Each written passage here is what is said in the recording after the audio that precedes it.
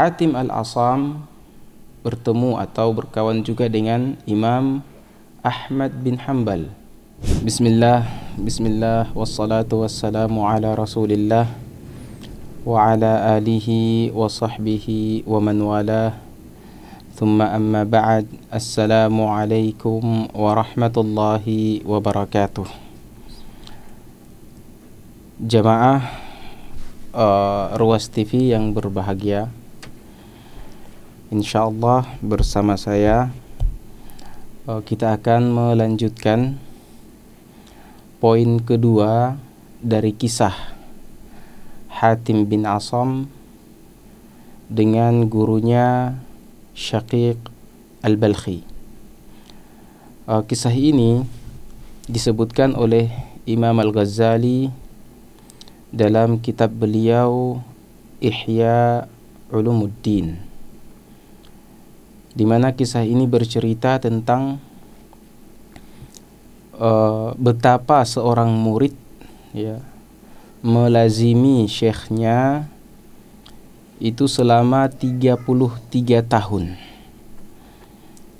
Keduanya dari kota Balkh. Kota Balkh itu di Khurasan, dan keduanya ini merupakan imam tabi'in yang hidup di abad ketiga Hijriyah.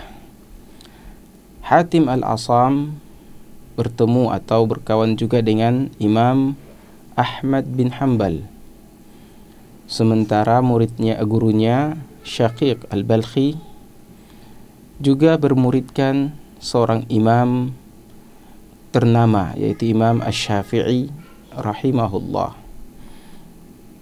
Dan Al-Imam Syaqiq Al-Balkhi meninggal pada tahun 1194 Hijriyah. Dan beliau adalah seorang ulama ahli zuhud yang terpengaruh juga oleh kejuhudannya Ibrahim bin Adham. Nah, ini adalah silsilah berkaitan dengan ilmunya Ibrahim bin Adham itu ditransfer dan diserat oleh Syaqiq Al-Balkhi. Lalu kemudian Syaqiq Al-Balkhi menurunkan ilmu zuhudnya ini kepada muridnya, yaitu Hatim Al-Asam. Hatim Al-Asam suatu ketika ditanya oleh Syaqiq Al-Balkhi, "Sudah berapa lama engkau menemani saya, bermulazamah kepada saya?" Dia mengatakan, "Sudah 33 tahun. Lalu apa yang engkau dapatkan dari saya?" Dia mengatakan, "Selama 33 tahun itu saya hanya mendapatkan 8 ilmu dan faidah saja." Maka seketika itu pula Syaqiq Al-Balkhi mengatakan, "Innalillah, telah pergi semua umurku bersamamu yang hanya engkau dapatkan 8 perkara saja." Hatim Al-Asam mengatakan, "Iya, saya hanya mendapatkan 8 perkara itu dan saya tidak suka untuk berdusta." Maka kata gurunya, "Kalau begitu sebutkan apa yang engkau dapatkan itu." Nah, di antara poin-poin yang disebutkan yang akan kita bahas pada pertemuan kali ini adalah poin yang kedua, faidah yang kedua, di mana Hatim Al-Asam mengatakan, "Anni ra'aitu al-khalqa yaqtaduna ahwa'ahum." Aku melihat manusia, makhluk-makhluk ini selalu memperturutkan hawa nafsunya. Wa yubadiruna ila muradati anfusihim, dan segera melaksanakan apa yang menjadi keinginan dirinya. Fata'ammaltu qawlahu ta'ala, maka aku pun memperhatikan firman Allah Subhanahu wa ta'ala, فَأَمَّا مَنْ خَافَ مَقَامَ رَبِّهِ وَنَهَى النَّفْسَ عَنِ الْهَوَى فَإِنَّ الْجَنَّةَ هِيَ الْمَأْوَى. Pada surat An-Nazi'at ayat ke-40. Wa amma man khafa maqama rabbih. Adapun mereka yang takut terhadap kedudukan Rabb mereka, wa nahan nafsa 'anil hawa, dan menjaga, melarang dirinya, bahkan mengekang dirinya daripada terjatuh kepada hawa, yaitu hawa nafsu, syahwat dan selainnya. Fa innal jannata hiyal ma'wa. Maka bagi mereka syurga sebagai tempat kembali. Wa tayaqantu, lanjut Hatim Al-Asam, maka aku pun yakin annal Qur'ana haqqun sadiqun, bahwa sungguhnya Al-Quran itu benar dan benar pasti adanya. Fabadartu ila khilafi nafsi, maka aku pun bersegera untuk selalu menyelisihi keinginan dan kecondongan hawa nafsuku. Wa tashammartu bimujahadatiha, aku pun selalu mengekangnya, menekannya agar dia tunduk kepada keinginan Rabbku. Wa ma matta'tuha bihawaha, aku pun tidak pernah memperturutkan keinginannya. Hatta irtadat bi ta'atillah, sampai dia pun ridha, tunduk dan patuh dalam melaksanakan ketaatan kepada Allah Subhanahu wa ta'ala. Ini adalah poin yang kedua, yang jika kita perhatikan dengan seksama, ini lebih kepada jihadun nafs. Jihadun nafs, bagaimana kita berjihad melawan diri sendiri. Jamaah Ruas TV yang berbahagia, jihad itu dikategorikan oleh para ulama ke dalam 4 kategori. Yang pertama adalah jihadun nafs, berjihad melawan diri sendiri, keinginan diri sendiri. Yang kedua adalah jihadus syaitan, berjihad melawan keinginan syaitan, melawan waswas syaitan. Dan yang ketiga jihadul kufar, yang ma'ruf, ya sudah kita tahu bersama, jihad melawan orang-orang kafir di medan jihad. Dan yang keempat jihad melawan kaum munafikin. Ini adalah 4 kategori jihad dalam Islam. Lalu kemudian yang menjadi pembahasan kita pada kali ini adalah tentang jihadun nafs. Dan para ulama menyebutkan bahwasanya jihadun nafs itu tergolong ke dalam 4 bagian. Yang pertama adalah jihadun nafs yang bermakna menggiring atau mengantar atau membawa diri kita untuk mengerti kebenaran. Ya, ini yang pertama. Jihad dalam menuntut ilmu. Ini masuk kategori jihad melawan hawa nafsu kita. Nah, jihad yang pertama ini adalah jihad bagaimana seorang muslim mengetahui agamanya, mengetahui Rabbnya, bahkan mengetahui dirinya sendiri. Apa alasan keberadaan dia di maya pada ini? apa hikmah, apa yang Allah inginkan dari dia ketika berada di muka bumi ini. Nah, ini semua adalah bisa terjawabkan dengan ilmu. Sehingga jihad yang pertama pada jihadun nafs itu adalah bagaimana kita menggiring diri kita untuk mempelajari ilmu Allah Subhanahu wa ta'ala. Ilmu tentang keberadaan kita, ilmu tentang maksud dari penciptaan kita, ilmu tentang hak-hak Allah Subhanahu wa ta'ala terhadap diri kita, dan ilmu tentang bagaimana mengibadahi Allah Subhanahu wa ta'ala.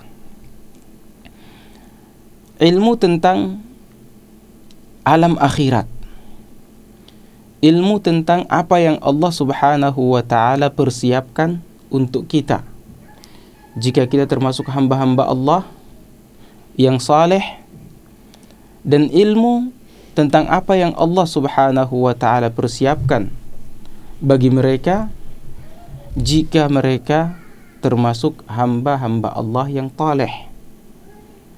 Nah, ini semuanya adalah bentuk jihadun nafs. Dan jalan menuju talabul ilm itu adalah jalan yang sangat sulit. Waliman khafa maqama rabbih jannatan, itu pada surat Ar-Rahman. Adapun pada surat ini, wa amma man khafa maqama rabbih,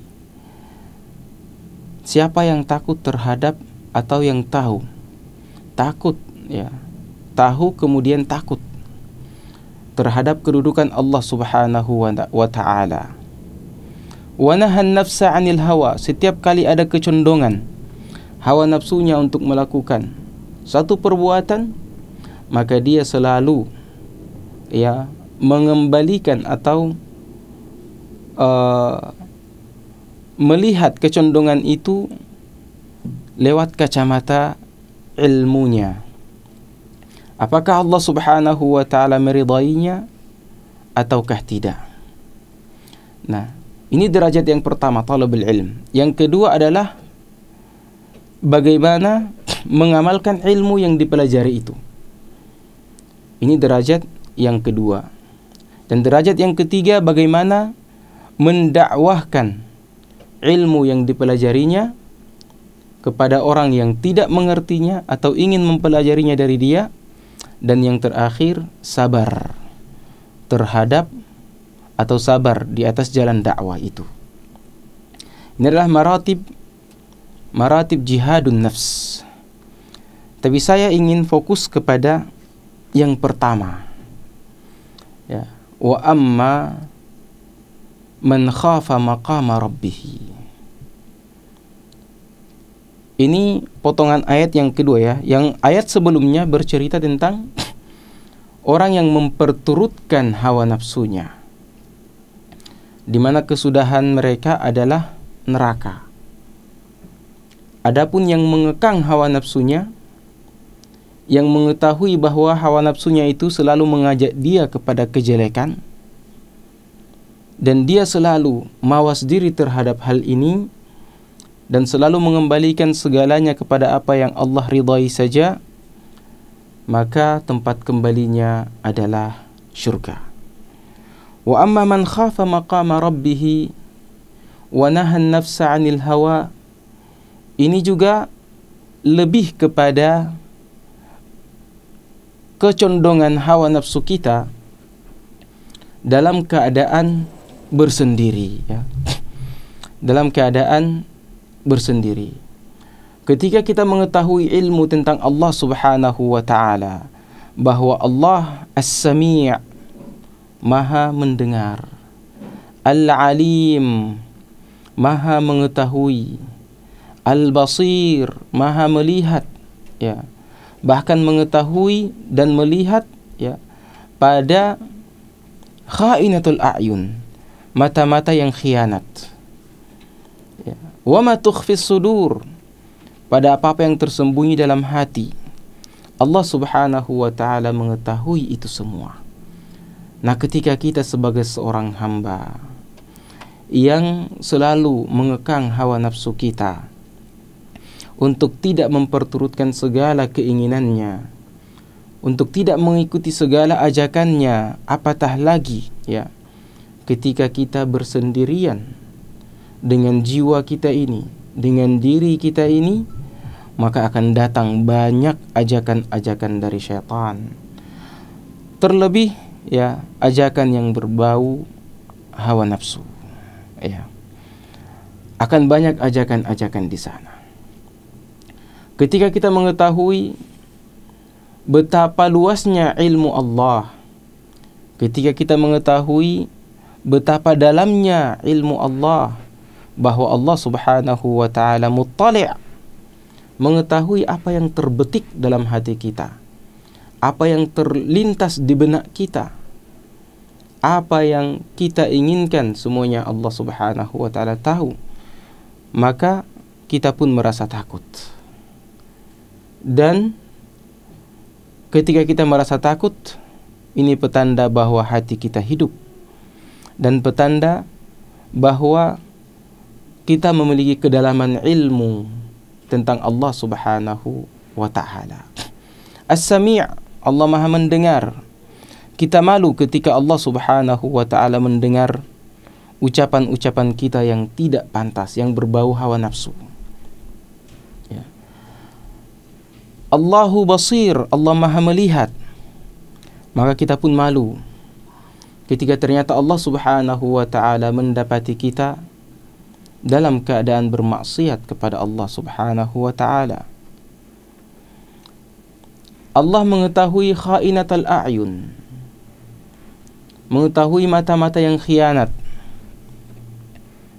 Dan hal ini sangat mudah kita dapatkan ya.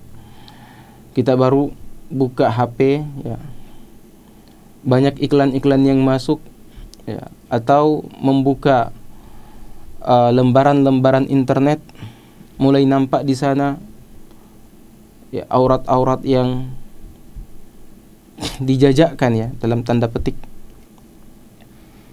Ya, mungkin kita beristighfar, tapi terkadang mata kita juga atau ekor mata kita juga ingin untuk melihatnya. Allah Subhanahu wa ta'ala tahu itu semua.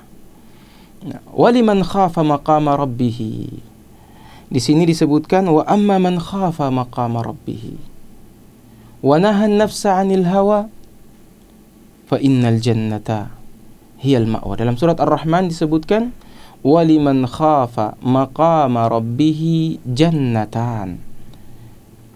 Siapa yang takut terhadap ketinggian derajat ya, keagungan derajat Allah Subhanahu wa ta'ala ketika bersendirian.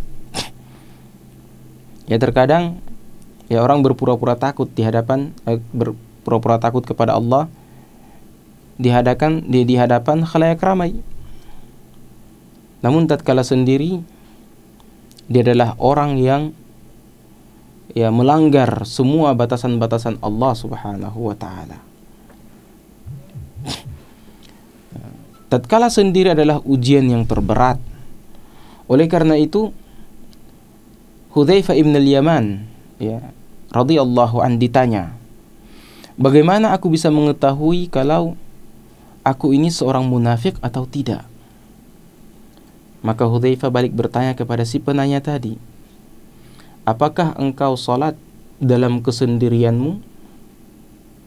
Jika engkau salat dalam kesendirianmu, maka engkau bukanlah seorang yang munafik. Namun ketika kita berada dalam kesendirian, dan ketika hawa nafsu kita mengajak untuk meninggalkan salat,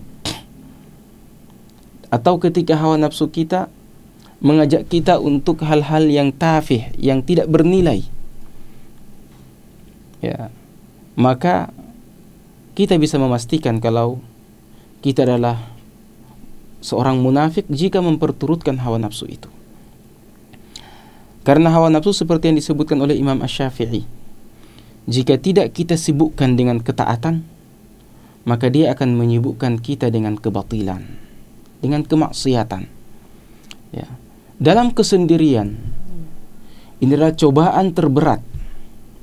Karena dalam kesendirian itu ada pahala yang berlipat, pahala yang sangat banyak jika kita makmurkan kesendirian kita itu dengan ketaatan kepada Allah Subhanahu wa taala. Dan kesendirian itu bisa menjadi malapetaka bagi kita. Bahkan bisa menjadikan kita keluar dari batasan-batasan hamba-hamba Allah yang istiqamah. Menjadi hamba-hamba Allah yang hanya sekedarnya saja, ya, yang ikut-ikutan, hanya karena kita lalai dalam memakmurkan kesendirian kita dengan ketaatan kepada Allah Subhanahu wa taala. Wa amma man khafa maqama rabbih wa nahan nafsa 'anil hawa. Dalam kesendiriannya dia mengekang hawa nafsunya untuk tunduk dan membiasakan dirinya untuk tetap dan selalu melaksanakan ketaatan pada Allah Subhanahu wa taala, maka baginya jannah, surga dari Allah Subhanahu wa taala. Adapun ya, orang yang tidak memanfaatkan kesendiriannya tersebut ya, dengan ketaatan, tapi justru dia memperturutkan hawa nafsunya, maka baginya jahannam, baginya neraka. Ya,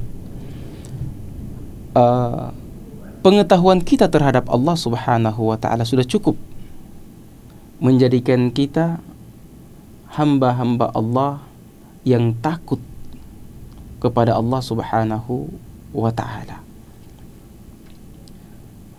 Dan ini merupakan ya tanda makmurnya hati kita dengan rasa takut, rasa cinta, rasa mahabbah ya kepada Allah Subhanahu wa taala, rasa pengagungan, mengagungkan Allah Subhanahu wa taala dalam kesendirian kita.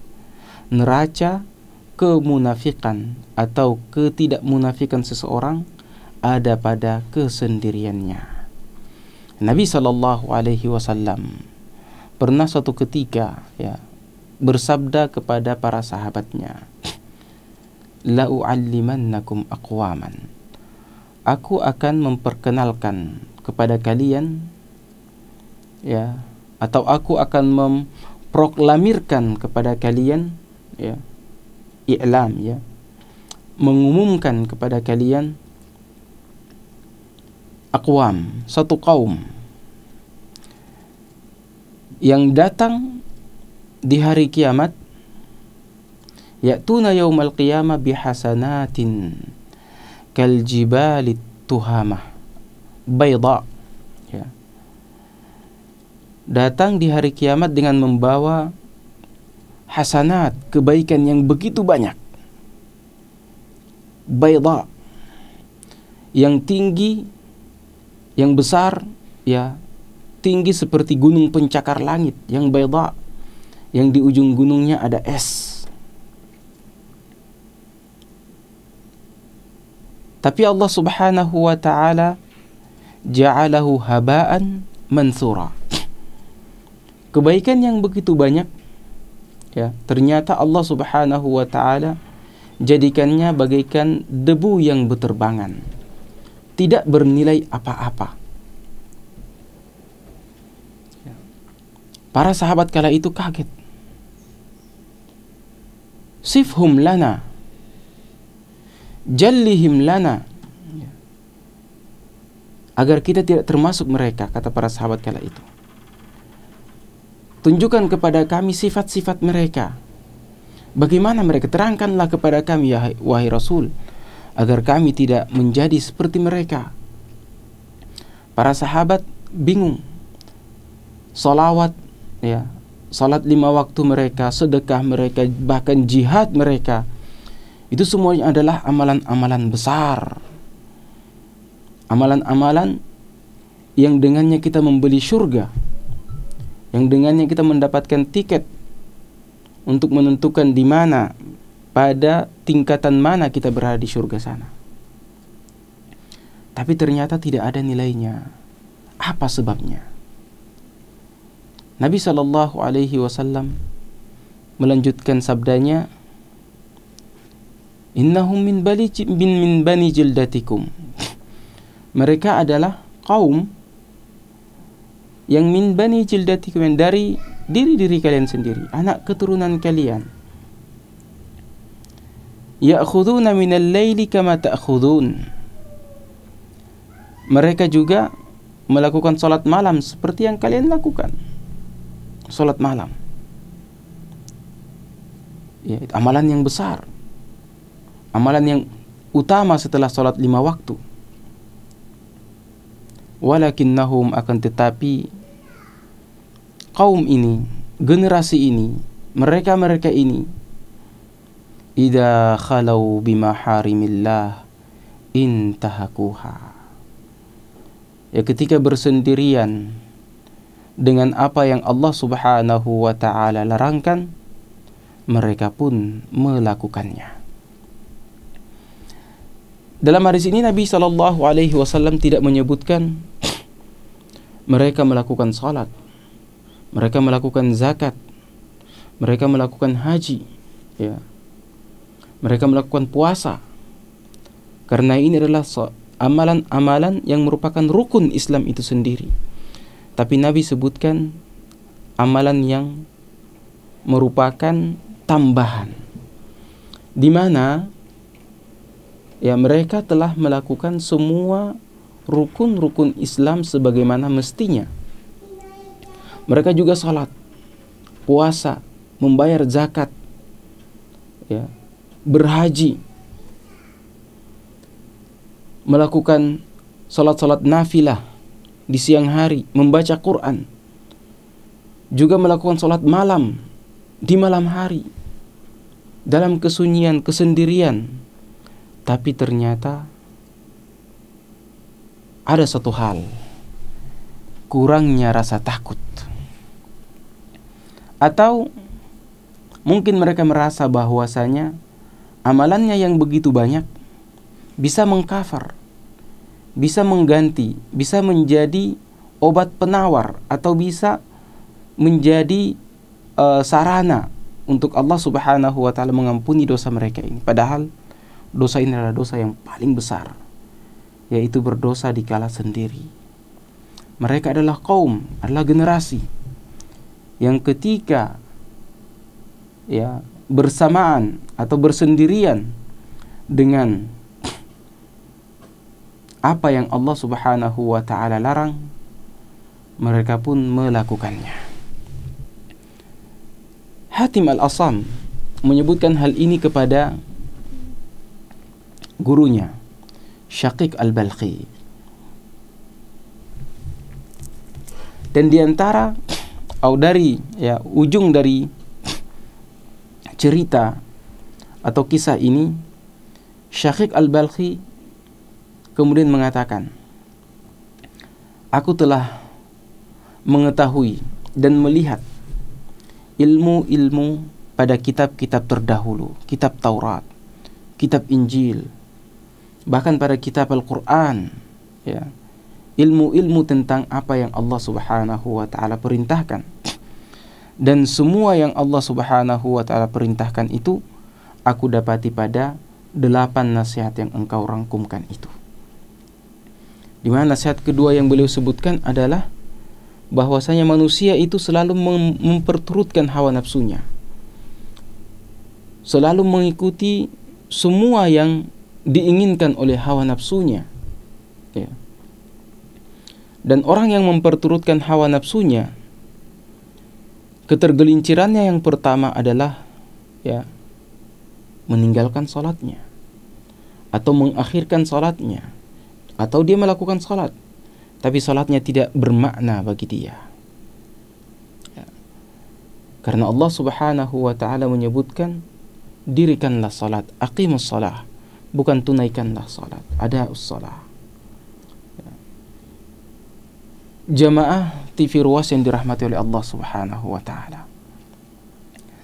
Hatim Al-Asam punya kisah yang lain, ya, di mana suatu ketika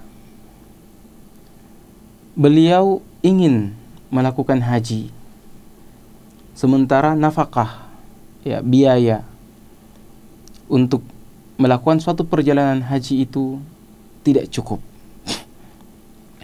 Semakin dekat waktu kedatangan musim haji, semakin membuncah kerinduan beliau terhadap Baitullah.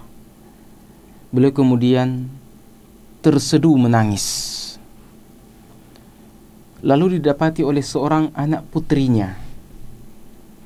Anak putri ini berkata, "Ya abati, wahai bapakku, apa gerangan yang membuatmu menangis?" Kata bapaknya, "Al-hajj, ya ibnati. Al-hajju qadim." Keinginannya untuk melakukan ibadah haji, dan waktu untuk melakukannya semakin dekat, sementara saya tidak punya nafkah. Lalu kata putrinya ini, "Ya abati, hal anta raziq?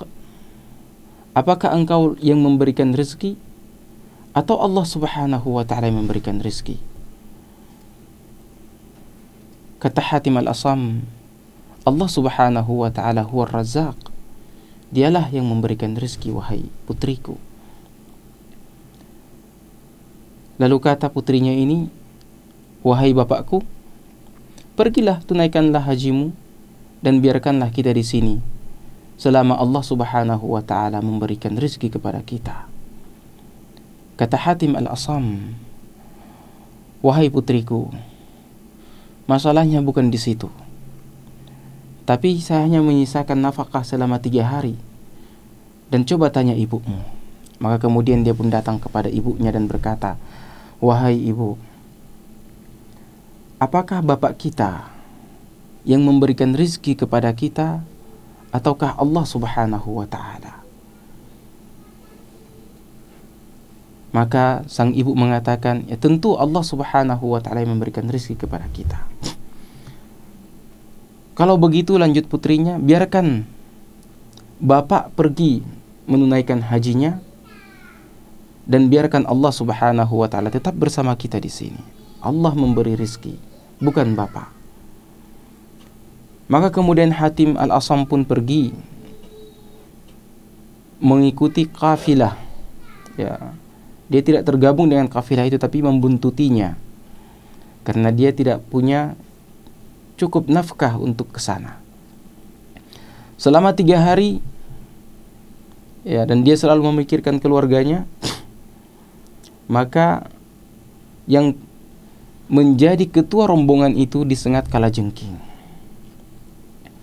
Lalu kemudian, ya, orang-orang mengatakan bahwasanya Hatim Al-Asam seorang yang saleh, yang dijuluki Luqmanul Hakim umat ini, ada bersama kita, dia membuntuti kita. Coba dihadirkan untuk meruqyah. Ya. Lalu kemudian Hatim pun dipanggil, dan setelah pemimpin kabilah itu diruqyah, ya, kafilah itu diruqyah, maka dia pun sembuh. Dia lantas membalas kebaikan Hatim Al-Asam dengan, ya, memberikan biaya perjalanan pergi dan pulangnya bersama kafilah itu.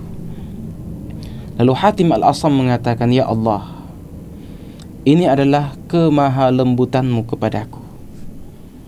Maka tunjukkanlah kepadaku kemahalembutan-Mu terhadap keluargaku." Pemirsa yang dirahmati oleh Allah Subhanahu wa ta'ala, kita beranjak pindah kepada keluarganya. Apa yang terjadi pada keluarganya? Pada malam yang ketiga, ya, ketika keluarganya kehabisan bekal, kehabisan nafkah, mereka kemudian mencela sang putri tadi. Dan sang putri tetap dalam keadaan tersenyum menjawab celaan-celaan itu. Dia selalu berkata, Bukankah Allah Subhanahu wa taala Ar-Razzaq? Maka Allah Subhanahu wa taala pasti akan memberikan kita rezeki. Tak berselang lama ada yang mengetuk pintu rumahnya. Lalu sang ibu bertanya, siapa di balik pintu itu? Orang yang di balik pintu itu mengatakan, Al-Amir, ya. Gubernur negeri ini meminta air. Gubernur ini meminta air karena dia melakukan satu perjalanan. Ada yang menyebutkan dia pergi berburu dan kehabisan air sehingga meminta dari rumah yang terdekat kala itu. Dan sang ibu kemudian bergegas mencari gelasnya yang paling mahal karena dia tahu Amir yang akan meminta airnya. Lalu kemudian menuangkan air dan menyodorkannya kepada sang Amir. Setelah Amir meminumnya, Amir pun berkata, ini air sangat nikmat sekali. Belum pernah saya meminum air senikmat ini. Ini air dari rumah siapa? Mereka mengatakan, dari hamba yang saleh, Hatim ibn Asam. Hatim al-Asam. Maka kemudian Amir kemudian melepaskan ikat pinggangnya yang ternyata dililit oleh batu-batu mutiara dan kemudian membuangnya ke dalam rumah. Lalu dia berkata kepada para menterinya, jika kalian sayang kepada saya, maka lakukanlah seperti yang aku lakukan. Para menteri yang membersamai dia kemudian melepas ikat-ikat pinggang mereka dan melemparnya ke dalam rumah Hatim al-Asam. Seketika itu muncullah seorang saudagar kaya yang kemudian membayar semua harga dari ikat-ikat pinggang itu, lalu kemudian mengembalikannya kepada gubernur dan bala tentaranya tersebut. Hiduplah keluarga Hatim al-Asam dalam keceriaan, kebahagiaan. Mereka membeli dan memiliki segala-galanya. Dalam keadaan gembira, ternyata sang putri tadi terisak menangis.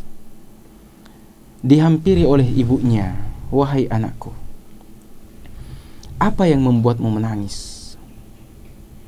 Sang anak mengatakan, wahai ibu, dia adalah makhluk Allah yang biasa, yang hanya dengan sekali menatap kami, merasa iba dan memberikan dunia yang telah Allah Subhanahu wa ta'ala berikan kepada dia untuk kita.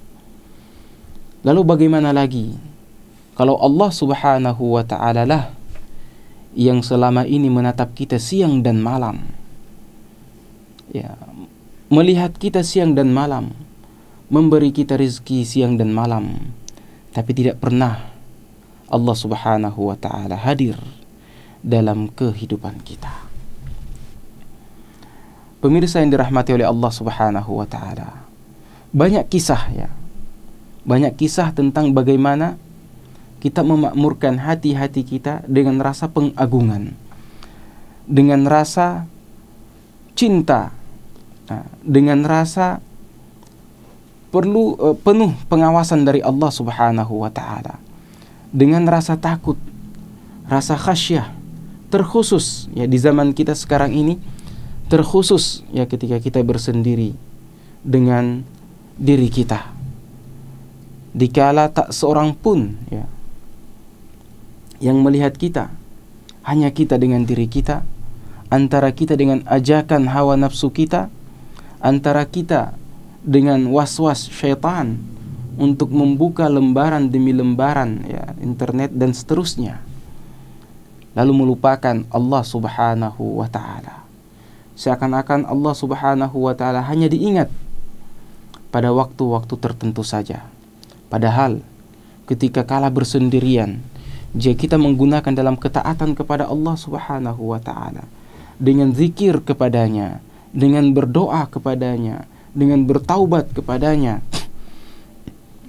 maka ini adalah munjiat, amalan-amalan yang menyelamatkan kita kelak di dunia kita ini dan juga di akhirat kita. Demikian yang bisa kami sampaikan. Subhanakallahumma rabbana wa bihamdik, nashhadu an la ilaha illa anta, nastaghfiruka wa natubu ilaik. Wassalamualaikum warahmatullahi taala wabarakatuh.